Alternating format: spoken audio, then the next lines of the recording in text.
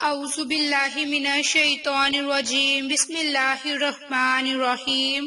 عائشہ Islamic history کی پیاری بہنوں اور بھائیوں، السلام علیکم ورحمۃ اللہ وبرکاتہ۔ تمام تعریفیں اللہ کے لیے، وہی نیک لوگوں کا ولی ہے۔ میں گواہی دیتی ہوں کہ اللہ کے سوا کوئی معبود برحق نہیں، وہ یکتا ہے، اس کا کوئی شریک نہیں۔ اور میں یہ بھی گواہی دیتی ہوں کہ حضرت محمد مصطفیٰ صلی اللہ علیہ وآلہ وسلم اللہ کے بندے اور آخری رسول ہیں۔ یا اللہ ان پر اور ان کی آل پر اور تمام صحابہ کرام پر اپنی رحمتیں، برکتیں اور سلامتی نازل فرما، آمین۔ میری بہنوں اور بھائیوں، آج کی اس ویڈیو میں آپ کے ساتھ ربیع الاول کی پہلی جمعرات، جو بڑی ہی بابرکت جمعرات ہے، وہ دن آ گیا۔ آج کی اس ویڈیو میں آپ کے ساتھ ربیع الاول کی پہلی جمعرات کا سب سے بابرکت عمل، عظیم کلمات کا خاص عمل اور وظیفہ شیئر کرنے جا رہی ہوں۔ میری بہنوں، حدیث مبارک میں جمعرات کی رات کو روشن رات اور جمعہ کے دن کو مبارک دن قرار دیا گیا۔ ان دو دنوں کی اتنی زیادہ فضیلت برکات ہے کہ جن کی فضیلت، اہمیت آپ کے ساتھ بارہاز ویڈیوز میں شیئر کرتے ہیں۔ تو میری بہنوں، یہ وہ عظیم اور بابرکت کلمہ ہے جس کو کلمہ توحید، کلمہ اخلاص، کلمہ تقوی اور کلمہ طیبہ کہا جاتا ہے، جسے پڑھ کر بندہ دائرہ ایمان میں داخل ہوتا ہے اور صاحب ایمان کہلاتا ہے۔ اور یہی وہ مبارک کلمہ ہے جو حضرت آدم علیہ السلام سے لے کر حضرت محمد مصطفیٰ صلی اللہ علیہ وآلہ وسلم تک اپنی امت کے سامنے یہی کلمہ پیش کیا، اور اسے ماننے والے کامیاب اور نہ ماننے والے ناکام کہلائے۔ اس پاکیزہ اور مبارک کلمہ سے زیادہ عظمتوں اور فضیلتوں کا حامل کوئی اور کلمہ نہیں۔ یہی وجہ ہے کہ خود حدیث مبارک میں حضور نبی کریم صلی اللہ علیہ وآلہ وسلم نے اس کلمے کو افضل ذکر اور افضل الحسنات، یعنی سب سے زیادہ افضل ذکر اور سب سے زیادہ افضل نیکی ہونے کا شرف اور مقام دیا گیا۔ گویا ذکر کے تمام کلمات میں بندہ اس سے زیادہ کسی اور افضل کلمے کے ذریعے اللہ کا ذکر نہیں کر سکتا۔ بس اسی وجہ سے ہر دور اور ہر زمانے میں سلف صالحین اور بزرگان دین اس کلمے کی بہت زیادہ کثرت کرتے ہیں، کیونکہ یہی تو دین کی اصل اور ایمان کی جڑ ہے۔ لہٰذا جتنی زیادہ اس کلمے کی کثرت ہوگی، اتنی ہی زیادہ ایمان کی جڑ مضبوط ہوگی۔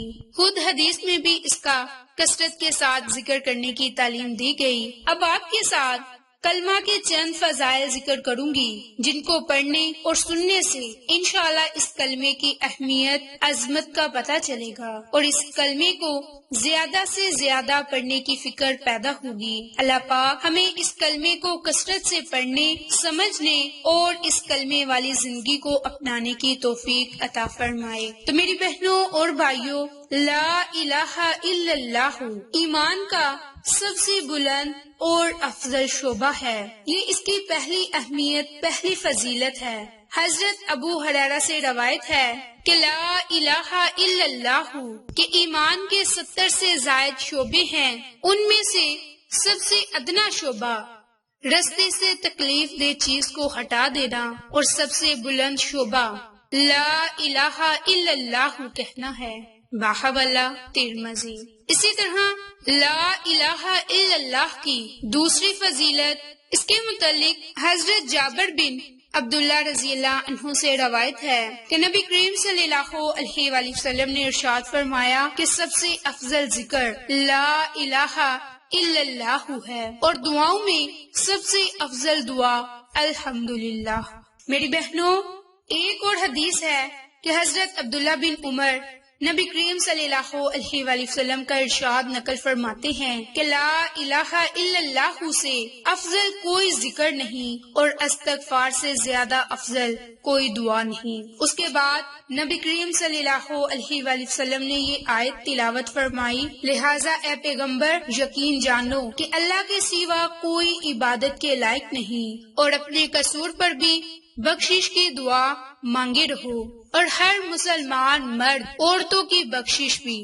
باحوالہ سورت محمد۔ تیسری فضیلت، تیسرا فائدہ، حضرت ابو سعید خدری نبی کریم صلی اللہ علیہ وآلہ وسلم کا ارشاد نقل فرماتے ہیں کہ ایک مرتبہ حضرت موسیٰ نے اللہ تعالیٰ سے درخواست کی کہ اے میرے پروردگار، مجھے کوئی ایسی دعا عطا فرما، کوئی ایسی چیز عطا کر دے کہ جس کے ذریعے میں تجھے یاد کیا کروں اور آپ کو پکارا کروں۔ تو اللہ تعالیٰ نے ارشاد فرمایا کہ اے موسیٰ، لا الہ الا اللہ کہا کر۔ تو حضرت موسیٰ نے عرض کیا کہ اے میرے پروردگار، یہ کلمہ تو تیرے سارے ہی بندے کہتے ہیں۔ اللہ تعالیٰ نے پھر سے ارشاد فرمایا کہ اے موسیٰ، لا الہ الا اللہ کہا کر۔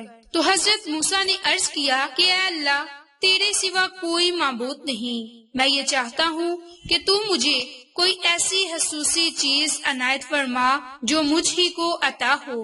تو اللہ تعالیٰ نے ارشاد فرمایا کہ لا الہ الا اللہ، اے موسیٰ، اگر ساتوں آسمان اور میرے علاوہ ان میں رہنے والے اور ساتوں زمین ایک پلڑے میں رکھ دی جائیں اور لا الہ الا اللہ کو دوسرے پلڑے میں رکھ دیا جائے تو لا الہ الا اللہ کا پلڑا انہیں لے کر جھک جائے گا۔ باحوالہ سنن نسائی۔ تو میری بہنوں، لا الہ الا اللہ کی اتنی فضیلت، اتنی برکات ہے کہ یہ کلمہ ہماری شفاعت کا ذریعہ بنے گا، ہمیں جنت میں داخل ہونے کا سبب بنے گا، آسمان کے دروازوں کا کھل جائے گا۔ اس کلمے کی برکت سے عرش الہی تک ہمارا یہ کلمہ پہنچے گا۔ میری بہنوں، لا الہ الا اللہ کہنا احد پہاڑ سے بھی زیادہ اس کا اجر و ثواب ہے۔ لا الہ الا اللہ ہماری بخشش کا ذریعہ ہے۔ لا الہ الا اللہ صدقہ ہے۔ لا الہ الا اللہ جو سچے دل سے کلمہ پڑھے گا، جہنم کی آگ اس پر حرام ہوگی، یہ جنت کی کنجیاں ہیں۔ لا الہ الا اللہ کہنا آسمانوں کی کنجی ہے۔ تو میری بہنوں، لا الہ الا اللہ کی بہت فضیلت، بہت ہی برکات ہیں۔ تو جو عمل، جو وظیفہ آپ کو بتانے جا رہی ہوں وہ لا الہ الا اللہ کا عمل ہے۔ تو اس کے لیے آپ نے جمعۃ المبارک کے دن نماز فجر سے لے کر اذان مغرب سے پہلے جب بھی آپ کو مناسب وقت ملے، کثرت کے ساتھ لا الہ الا اللہ کا ورد کریں۔ لا الہ الا اللہ، اس تسبیح کو آپ نے کثرت کے ساتھ پڑھنا ہے، لیکن کم سے کم 100 مرتبہ اور زیادہ سے زیادہ جتنی مرتبہ آپ پڑھنا چاہیں پڑھ سکتے ہیں۔ اس کے لیے آپ سب سے پہلے 3 مرتبہ درود پاک پڑھیں۔ درود پاک پڑھنے کے بعد ہاتھ کی انگلیوں پر کم سے کم 100 مرتبہ لا الہ الا اللہ پڑھیں اور اول آخر درود پاک پڑھیں۔ اس کی برکت سے جب آپ ہاتھ کی انگلیوں پر یہ کلمہ مبارک پڑھیں گے تو قبر میں یہ ہماری روشنی کا سبب بنے گی اور ہمیں عذاب قبر سے محفوظ رکھے گی، ہماری قبر کو روشن کرے گی۔ تو اگر آپ دنیا اور آخرت کے خزانوں کی کنجیاں حاصل کرنا چاہتے ہیں، جنت میں داخل ہونا چاہتے ہیں، اپنے گناہوں کو بخشوانا چاہتے ہیں، تو آپ کثرت کے ساتھ ربیع الاول کے مبارک مہینے میں لا الہ الا اللہ کا ورد لازم کر لیں۔ انشاءاللہ اس کی برکت سے دنیا اور آخرت آپ کی سنور جائے گی۔ میری بہنوں اور بھائیوں، یہ عمل بہت زیادہ بابرکت ہے جس کی فضیلت، برکات آپ کے ساتھ احادیث کی روشنی میں شیئر کی۔ آپ کو اگر یہ ہماری ویڈیوز پسند آئیں تو اسے لائک، شیئر اینڈ سبسکرائب کریں۔ جزاک اللہ۔